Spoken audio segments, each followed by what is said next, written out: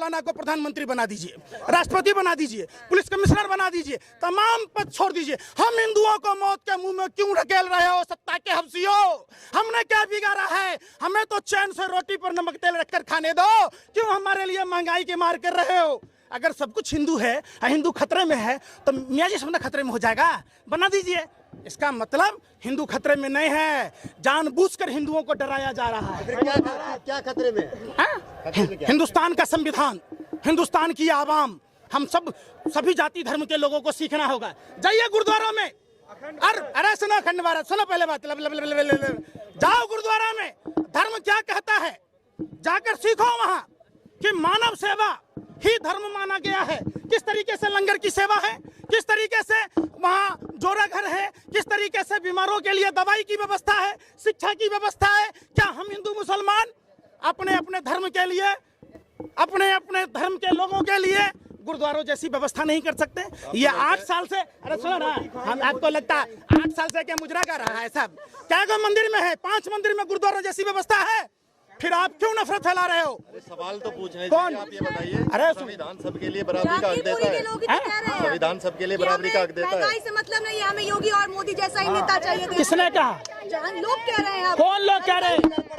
अरे सुनो, ये कोई नहीं कहा, ये आप मीडिया के लोग और भाजपा के कुछ अंडोले बोलते। उनके पिताजी की फटी हुई चड्डी, फटी हुई बनियान, वो ढलान पर स्कूटर बंद कर देते हैं और वो कहता नहीं जी। तो कुछ आदमी, संविधान सबके लिए बराबरी रखता है। आपने संविधान पढ़ा है? अरे आप सवाल का जवाब दीजिए। हम आपके बात का जवाब दें, आप हमको नहीं दीजिएगा। संविधान में हमारा अधिकार है। कोई बात नहीं, हम जनता है, आम जनता है, आप हमसे हैं, आपको हमको फिर बात जरूरी नहीं है। आप पत्रकार सारे गैंगस्टर की भूमिका निभाते आप। हाँ बिल्कुल, आप एक आतंकवादियों से 1000 गुना खतरनाक हो।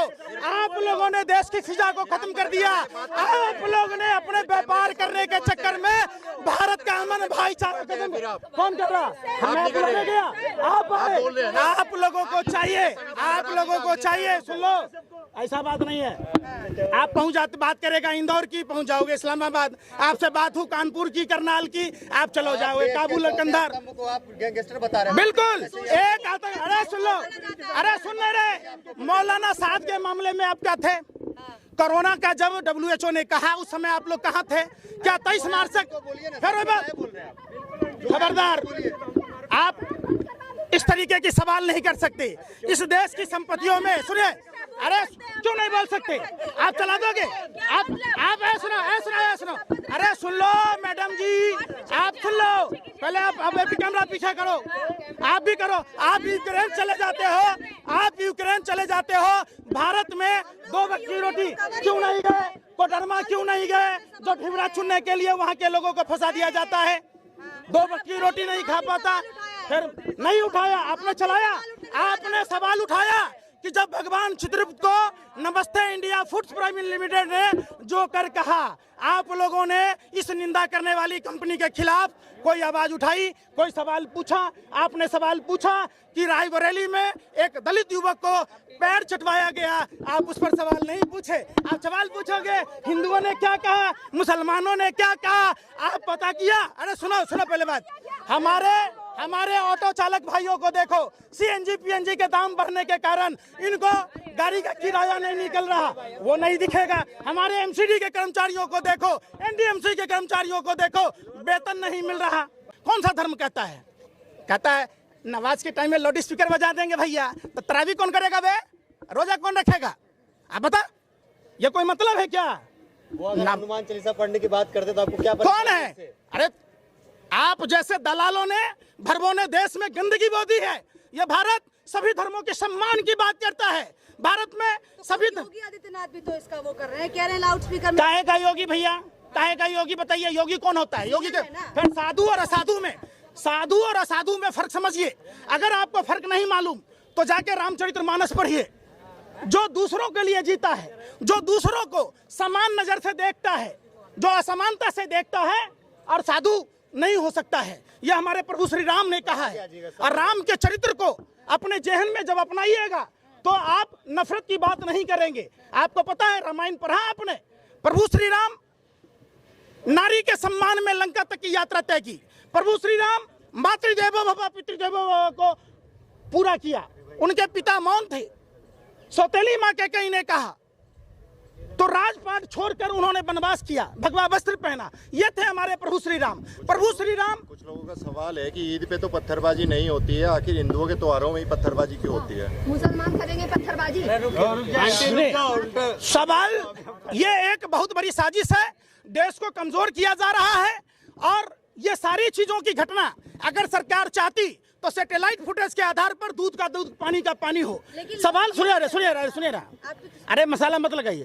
5 ग्राम सुने, अरे सवाल अरे तो पूछ रहा हूँ ना, 5 ग्राम कोर्डियल क्रूज जहाज पर क्या वहाँ तटरक्षक नहीं थे? क्या वहाँ जांच अधिकारी नहीं थे? शाहरुख खान का बेटा आर्यन खान चूंकि कोर्डियल क्रूज जहाज में था तो 5 ग्राम हेरोइन पर नागिन डांस कर रहे थे। अडानी के पोर्ट पर जो 30,000 टन पकड़ा गया 2-2 कंटेनर, तो आप कहाँ थे? आप कहाँ थे? आप बताइए। अरे सुन तो लो बेशर्मो, आप यूपी के रायबरेली में सुनो पहले, सुनो फिर बात, फिर वो भी हिंदू है। अरे सुनो, सुन नहीं रहे, सुनो पहले। प्रधानमंत्री हिंदू, गृह मंत्री हिंदू, रक्षा मंत्री हिंदू, राष्ट्रपति हिंदू, पुलिस कमिश्नर हिंदू, देश के तमाम संवैधानिक पदों पर बैठे लोग अगर हिंदू, तब हिंदू खतरे में है। तो वो हिंदू मुसलमान नहीं है। एक सवाल है, अभी आपने कहा कि सीएनजी पीएनजी की जो है दाम कीमतें बढ़ रही है। जो मोदी जी के जो समर्थक है, भाजपा के जो समर्थक है, वो कह रहे हैं यूक्रेन में जो युद्ध हो रहा है उसकी वजह से महंगाई बढ़ रही है। उत्तर प्रदेश में जब चुनाव हो रहा था तो उत्तर प्रदेश चुनाव के समय महंगाई क्यों नहीं बढ़ रही थी?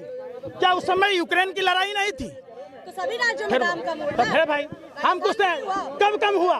जब हरियाणा में, हिमाचल में वोट का चोट पड़ा। उत्तर प्रदेश चुनाव के बाद महंगाई क्यों बढ़ रही है?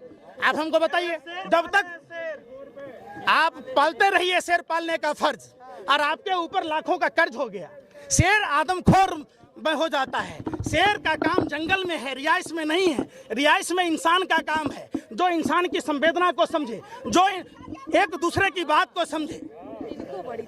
पंजाब सरकार ने 53% कर्ज ले लिया अपनी जीडीपी पे। भारत सरकार कितने % कर्ज लिया? 1 मिनट, सबसे ज्यादा भारत सरकार कितने % लिया? अरे सवाल तो सुनिए।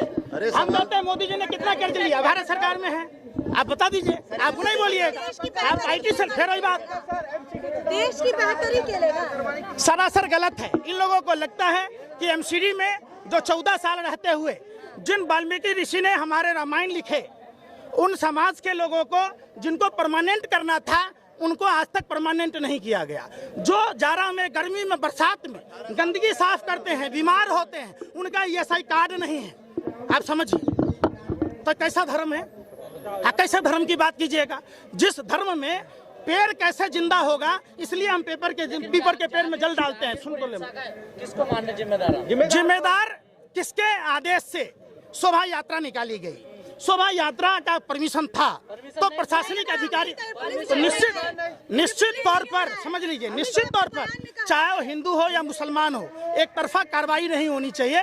दोनों पक्षों पर कार्रवाई होनी चाहिए। CCTV फुटेज के आधार पर ये खंगाले जाने चाहिए, क्योंकि CCTV का फुटेज असली चीजों को दिखाएगा। इंतजार कीजिए और सरकार से मांग कीजिए, गृह मंत्री से मांग कीजिए कि CCTV फुटेज के आधार पर। अभी आपका ये प्रश्न ही नहीं है, ये चुनाव आयोग की गलती है। चुनाव आयोग पहले यह तय करे कि क्यों क्रिमिनलों को टिकट चुनाव प्रक्रिया में भाग लेने दिया जाता है। दूसरी बात, चुनाव आयोग यह तय करे कि जो चुनाव आयोग से 20 लाख EVM गायब हैं, वो किन नेताओं के घर पर अचार बनने के लिए डाला हुआ है। ये कोई नहीं पूछता। ये देश सभी धर्म का है, सभी जाति के लोगों का है। आपको कुरान पढ़ने की जरूरत है अगर आप मुसलमान हैं तो, आप हिंदू हैं तो रामायण और गीता पढ़ने की जरूरत है, आप अगर क्रिश्चियन हैं तो बाइबल पढ़िए, आप अगर सिख हैं तो सरल गुरु ग्रंथ साहिब पढ़िए। और ये चीज सीखिए, बगल में बंगला साहब गुरुद्वारा है, किस तरीके से मानव सेवा को ही धर्म माना गया है। रामचरितमानस में प्रभु श्री राम अपने भाई भरत के विनती पर कहते हैं, परहित जैसा कोई धर्म नहीं। परहित को धर्म मानते हुए भगवान सूर्यदेव अपने दिव्य ज्योति से आलोकित करते हैं। वायु सांस देती है, ये पेड़ जो वायु देती है जिससे आप जीवित रहते हैं। चंद्रमा शीतलता प्रदान करती है, पानी जीवन जीने की कला सिखाती है। तो जब हमारे भगवान कहते हैं, पहली बार ऐसा हो रहा है कि नरेंद्र मोदी के शासन में निकम्मे निठल्ले प्रधानमंत्री के शासन में सिर्फ और सिर्फ चुनावी प्रक्रिया को ध्यान में रखा गया है। भारत में अगर जाति और धर्म के हिसाब से नफरत चलेगा तो हमारा देश कमजोर होगा। हमारे देश को अगर मजबूत करना है तो भारत के सभी जाति और सभी धर्म के लोगों को एक होकर लड़ना होगा।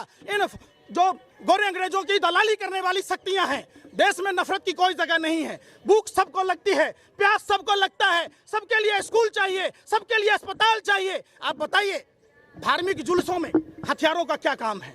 कौन लोग हैं? अमित शाह ने तो अब जांच की कहा ही है ना कि जिसने ये दंगे भड़काए हैं उसके लिए सख्त से सख्त कार्रवाई होनी चाहिए। जांच की तो उन्होंने बात कह ही दी है। अब अमित शाह का बेटा बीसीसीआई का सेक्रेटरी बनेगा, हमारा बेटा धार्मिक झंडा ढोएगा? आप पूछे, आप किस आधार पर बना भैया? किस आधार पर? समझिए, देश की जनता को समझना होगा। सभी जाति सभी धर्म के लोगों को इकट्ठा होना होगा। हम धर्म के लिए नहीं, धर्म हमारे लिए है। हम धर्म के लिए पैदा नहीं लिए हैं, धर्म हमारे लिए है। धर्म एक सभ्यता है, संस्कृति है, जीवन जीने की कला सिखाती है।